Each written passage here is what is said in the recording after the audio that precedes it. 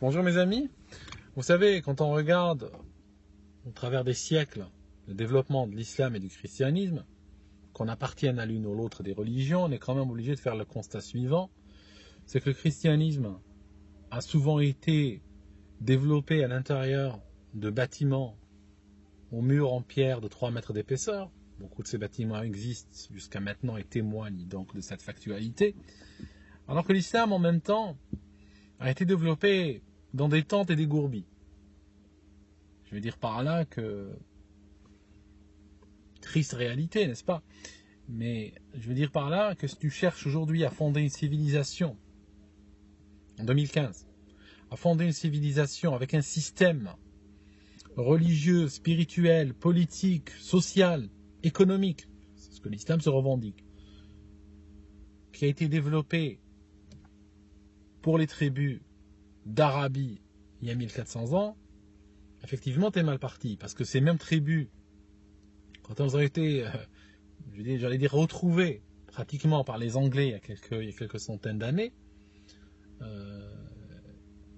les dits Anglais ont eu l'impression de trouver une nouvelle forme de vie, si tu vois ce que je veux dire. Il leur a fallu un bon moment pour comprendre qu'ils avaient affaire à des humains à part entière. Quelques photos qui datent de 150, 200 ans qui témoignent de cette triste réalité. Alors,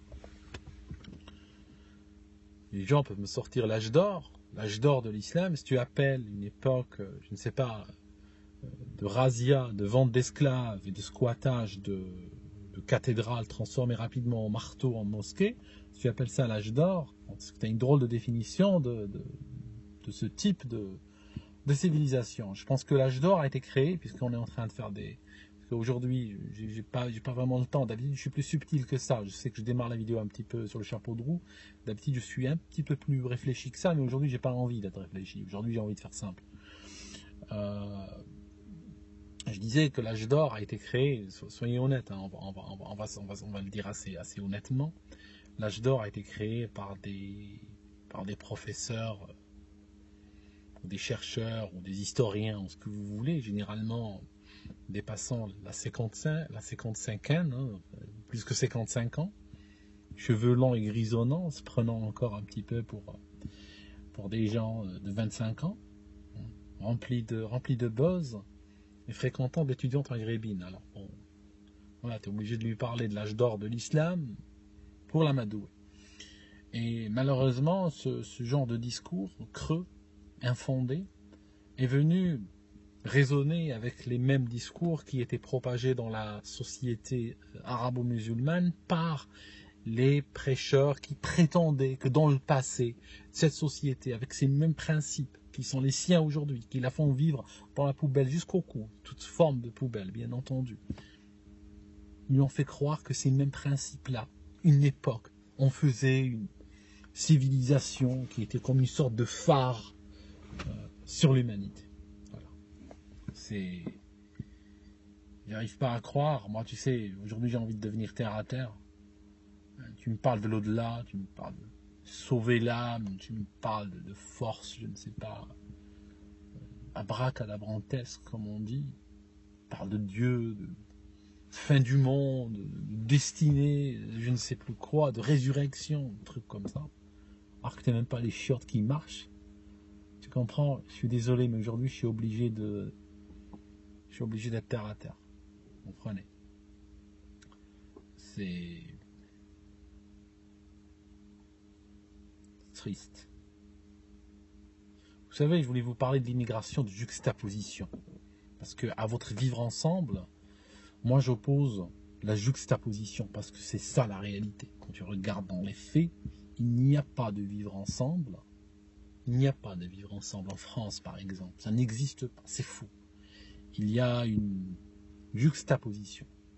Alors c'est quoi l'immigration de juxtaposition? Je vais te le dire, et ça va expliquer beaucoup de choses.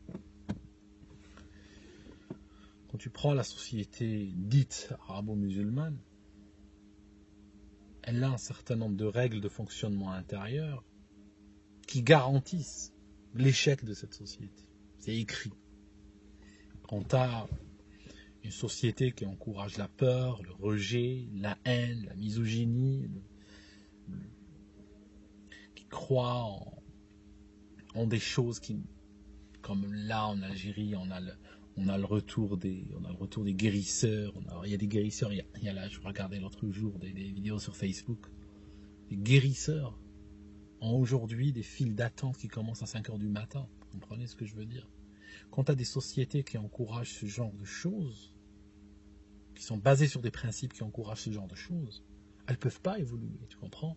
Une société qui n'aime pas la critique, une société qui n'aime pas la création, une société qui donc va chasser les créateurs, va chasser ceux qui critiquent, va les persécuter, forcément, elle va se retrouver dans ces situations d'arriération. L'arriération est l'effet secondaire de tout ce que je viens de décrire. D'accord? Et la liste que j'ai décrite n'est pas exhaustive, mais l'arriération vient de là. Une fois que tu poses ces règles, l'arriération devient automatique. Okay. Tu fais quoi dans ce cas-là? Alors dans ce cas-là, tu as deux choses, tu as deux choix. Le premier choix, c'est comme toujours, hein, quand on a un problème de cet intérieur comme ça, on est obligé de se réformer, on est obligé de changer, on est obligé de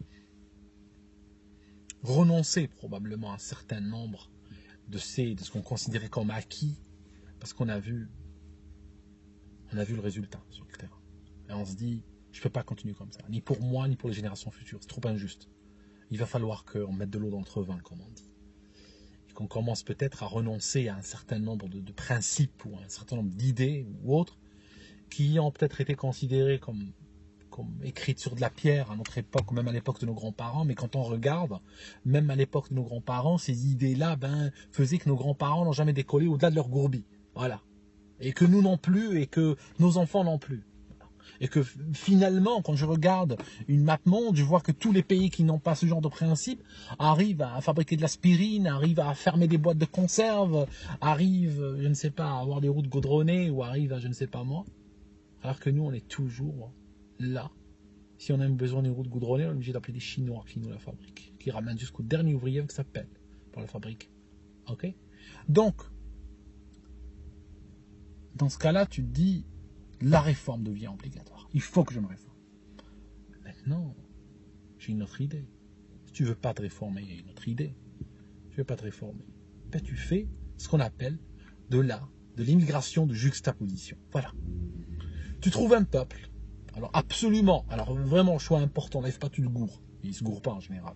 Tu trouves un peuple qui a fondé sa civilisation sur des principes qui sont totalement opposés aux tiens. Parce que si tu vas jouer à ça, tu vas vite comprendre pourquoi. Si tu vas jouer à ça, à l'immigration de juxtaposition, avec un peuple qui a les mêmes principes que toi, vous êtes foutus les deux. Tu vas rien régler. Je t'explique. Tu trouves un peuple qui a construit une civilisation sur des principes opposés aux tiens. D'ailleurs, tu vas remarquer que chaque fois qu'on prend des principes opposés aux tiens, on arrive à fonder une civilisation à peu près valable. Et donc, qu'est-ce que tu fais? Tu immigres vers ce pays et tu te juxtaposes à la société de ce pays. Et tu mets des liens entre toi et la société de ce pays. Et qu'est-ce qui va se passer? Cette société-là va venir compenser le déficit de ton système. Voilà. Ton système n'arrive pas à créer de médecins? Cette société te soignera. Elle crée des médecins, cette société. Elle les crée, elle les garde, elle les développe en son sein. Et elle développe les techniciens qui travaillent avec eux, elle développe les machines dont ils ont besoin. Et donc, quand tu es malade, cette société pourra te soigner. Ta société à toi, non.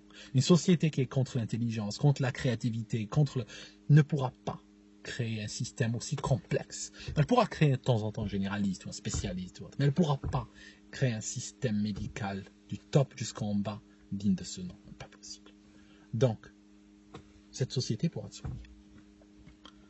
Économiquement, c'est le désastre, parce que ton système de bédouin, n'est-ce pas, ne pourra jamais, il n'a jamais donné une économie digne de ce nom. Donc, qu'est-ce qui se passe?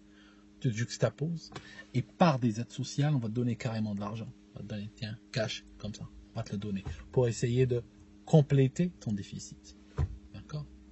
Pareil culturellement, pareil sur tous les plans. Tu te juxtaposes à une société qui crée, et tu profites de la création de cette société. Maintenant, ça nous répond à une question. Ça nous répond à une question qu'on me pose souvent.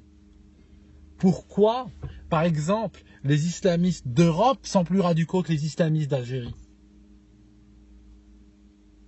Venez de voir. Parce que quand tu es dans l'émigration de juxtaposition et que tous les déficits que tu crées peuvent être compensés par une autre société, qu'est-ce que tu fais?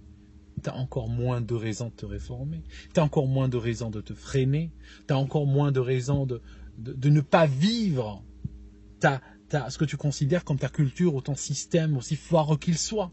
Vis-le à fond cette fois-ci. Donne-toi à fond, parce que tout le reste est pris en charge. Tout le reste est pris en charge par les autres. Donc vas-y à fond. Ça signifie ce que tu n'aurais peut-être même pas pu te permettre dans ta société d'origine, où tous les déficits n'étaient pas pris en charge. Là, ils sont pris en charge. Vas-y, tu comprends? C'est ça. Voilà, je crois que j'en ai assez dit pour aujourd'hui. Je voulais en dire plus, mais je crois que je vais m'arrêter là. Et franchement, si vous arrivez à développer quelque chose de valable, avec un système qui a été créé dans des tentes et des gourbilles, c'est que franchement, parce que les autres peuples qui ont tenté ça pendant des siècles, qui sont arrivés à rien, étaient des cons. Vraiment. Hein, ça me rappelle le gars qui vit au SMIC et qui veut te vendre une méthode pour devenir millionnaire sur les marchés de change, sur les marchés actions, hein, tu comprends. Il est très crédible, le mec, hein, très crédible. Ah là là, je sais pas, je sais plus rien du tout.